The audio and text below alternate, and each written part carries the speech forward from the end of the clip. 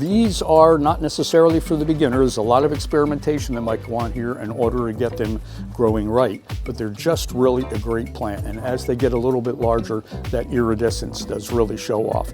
As I mentioned earlier, we do have one of these in our living vivariums. Let's just walk to the other side of the store and I'll show you what that one looks like.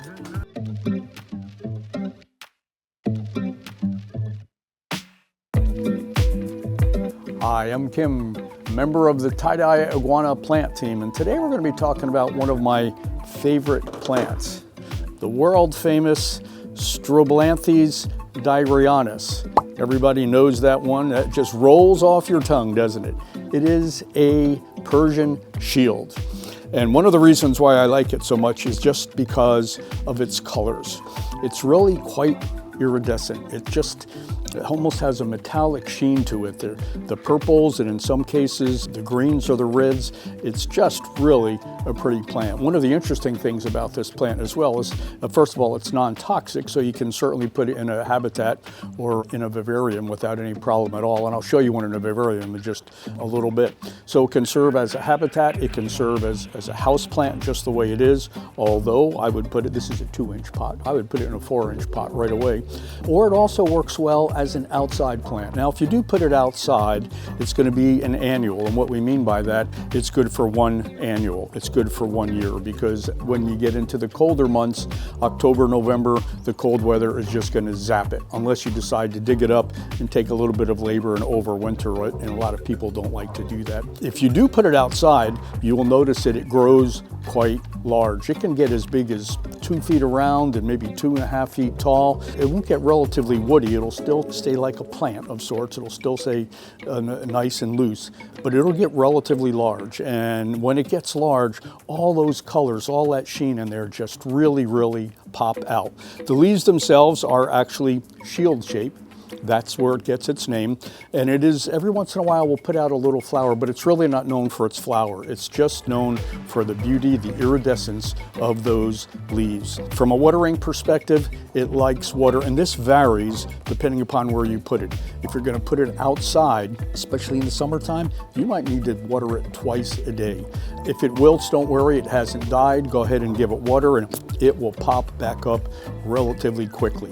So watering it inside, probably twice a week. If you're going to water it outside, probably every day. And once we get into those warm months of July and August, you might even have to water it twice a day. Soil perspective, it does like a well-drained soil, good potting soil. If you were to repot this into a 4-inch pot, if you're good quality soil, put a little bit of perlite in there and perhaps a little bit of peat moss. That will be the perfect soil mix.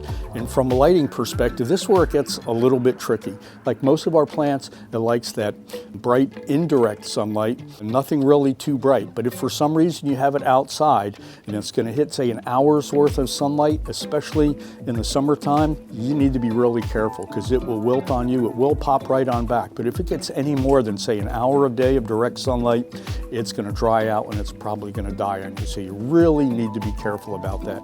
It loves the humidity. One of the things we talk about with humidity is different ways where you can humidify your plant. And the standard ways are with a mister or a spray mist humidifier. And sometimes we talk about taking that layer of pebbles and putting them in a tray, put water in there, and then you have the natural evaporation.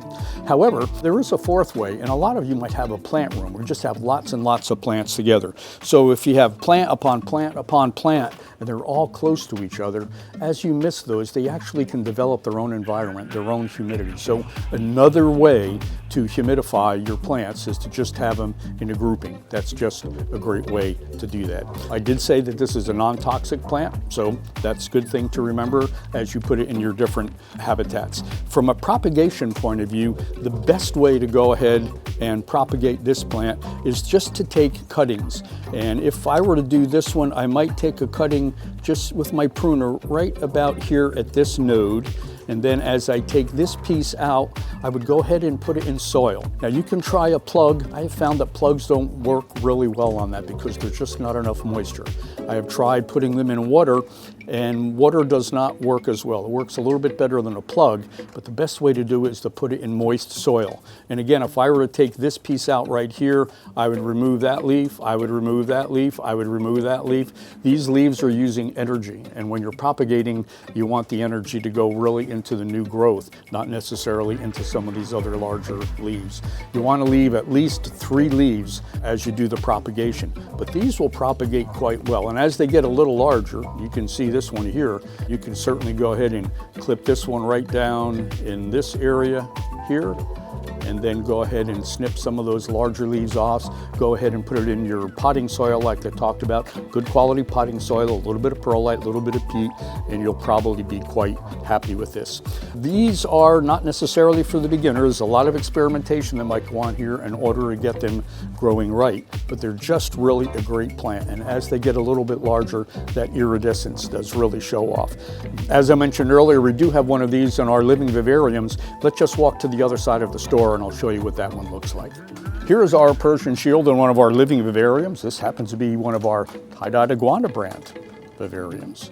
So we will just push the little button here and pop open the doors. Double doors are great, and here you can get a good look. This one has been in here for probably about 2 weeks, so it's really starting to grow. You can see how it spreads out. When you do those clippings for your propagation, it also will keep the plant a little bit bushier. So if it gets too large, go ahead and do your clippings, and you can see you could probably clip one right in here and go ahead and propagate this one, and then it will just grow nice and bushy. It's just really a pretty plant. If you don't want it to get bushy, you can let it get large, but obviously if you're in a habitat or a living vivarium, you're going to keep it proportional to what the size of your vivarium is. And you can see the luminescence on these leaves. It's really a pretty plant, one of my favorites. Again, our plant of the week here at Tye-Dyed Iguana, the Persian Shield.